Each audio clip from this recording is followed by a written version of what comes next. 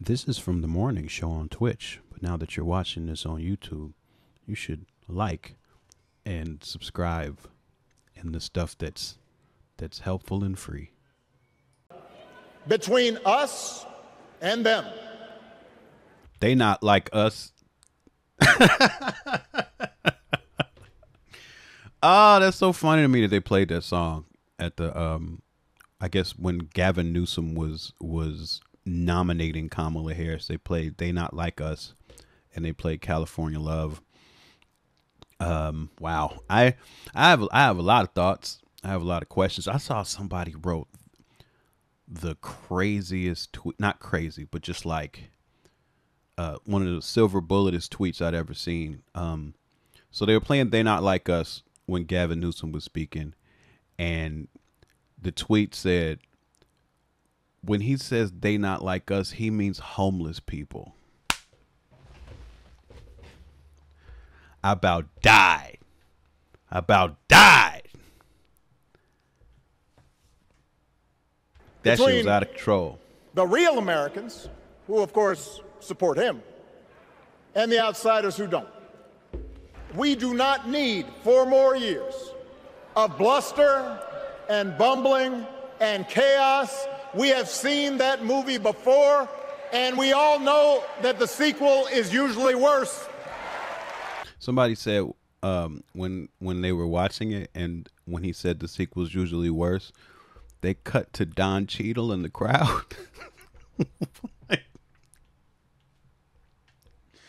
That's such a strange choice. We are ready for a President Kamala Harris.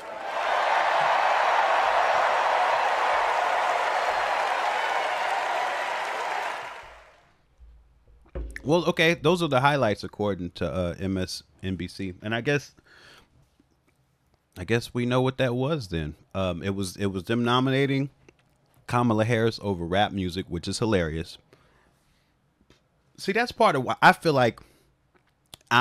like us as a society, we need to have more conversations about things. And this is in art and politics, chiefly in those two arenas, because I would like to know what a Gavin Newsom thinks about the rap music that's playing while he's talking.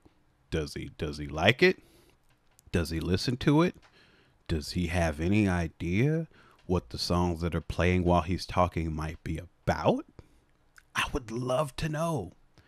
I would love to know if he agreed to that begrudgingly, if he was asked at all, if he suggested it. I would love to know. And it's we're living in such an interesting time where music, specifically rap music, can be used to represent a connection to a I don't want to say a demographic because it's bigger than that. It's like, if you want to seem hip and cool as the Democratic National Committee or Convention, you're not going to pay to license that same Eagles song you used to use or Billy Joel or something. Now you're going to license the Kendrick Lamar song and the Tupac song. But wow, what a fucking shift that is. What an amazing shift that is culturally. And it's like, I'd also love to know what the artists think about that. See, and that's the thing too. And y'all have heard me ask this question before. I think a notion like they not like us without a very clear definition of who the they is and why they are not like us can be a dangerous notion. It is very open-ended, as you can tell by whoever composed that tweet about Gavin Newsom's opposition and clearing of homeless encampments.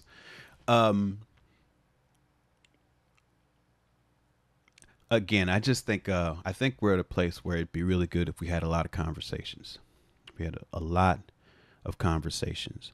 I do mean that us and them is a dangerous concept, but I think that us and them undefined is an even more dangerous concept. I think, like, okay, I'll tell you this: within the black community, just if we're to dip back into the Kendrick and Drake beef a little bit, within the black community, I personally witnessed with my own eyes and heard with my own ears, people interpreting "they not like us" to mean that mixed people aren't like black people. And this is based on some of the rhetoric in one of the Kendrick songs towards Drake, where he seemed to question his blackness. And like, maybe that's probably an incorrect interpretation. I can certainly understand that potentially being an incorrect interpretation, but I bring that up as an example to say how dangerous it can be to have that sort of notion be open-ended and undefined. Because in the song Not Like Us, there's like 4 verses and they're all about different things about Drake. You know? And even if, okay, because what I think is that what Kendrick is saying, in my interpretation, right, is that Kendrick is saying that Drake isn't like us because Drake likes minors, right? But even within that, he doesn't say that he is not like us. He says they. So who are the other? Like, is there a list of people we should be concerned with? Is there a roll call somewhere of who the they is? And again, that's also why I thought it was weird that he was rocking with Dr. Dre. Like, cause I guess. I think, and maybe this is just for me.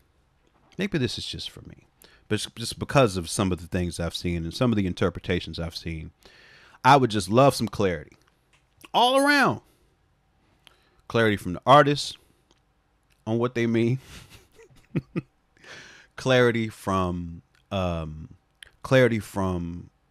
the politicians or whoever attempts to use a song like that to further their connection to a particular populace.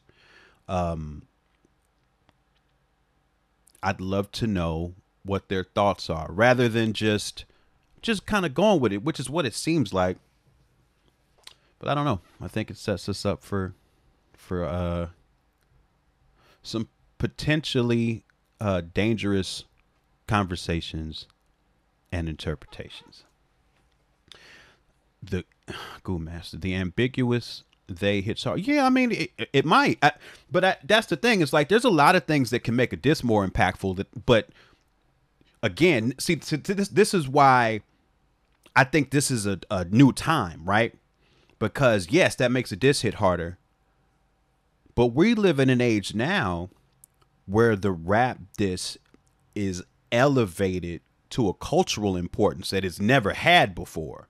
To where like the rap diss we just heard in the Democratic National Convention when they are nominating a black woman to receive the Democratic nomination. Like, so is there potentially a bit more responsibility to clarify?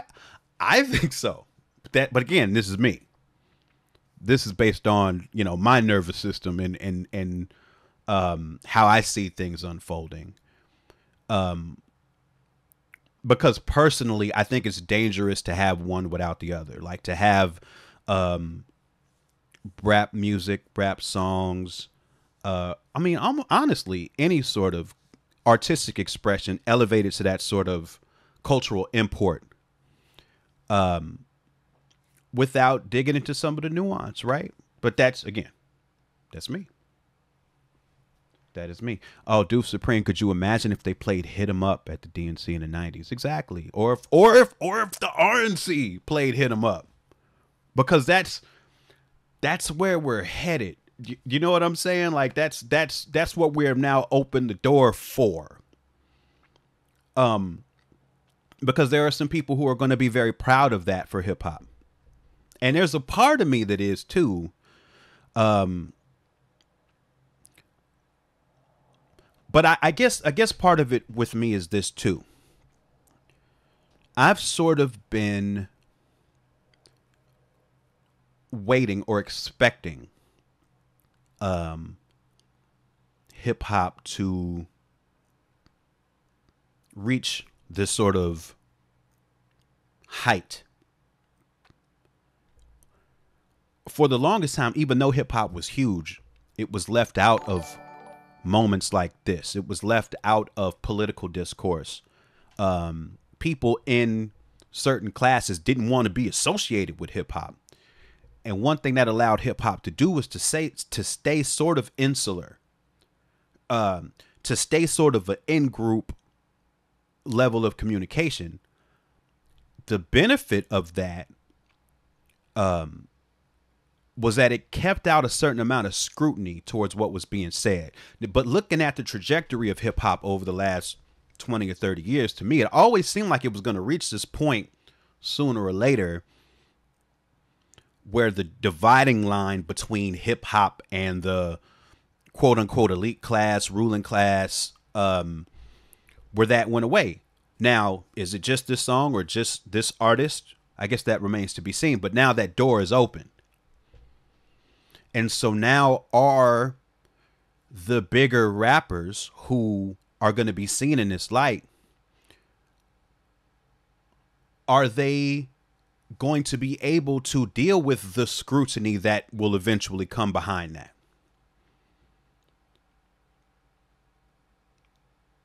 Because eventually, if a song is elevated to that place, like let's say I'm a Republican strategist, right? They just used the song to nominate her. Well, what if I take some incorrect interpretation of the song and run with it and say that she's what could they potentially say? I mean, if it's an incorrect interpretation, you can damn near say anything, right? But you could say that she's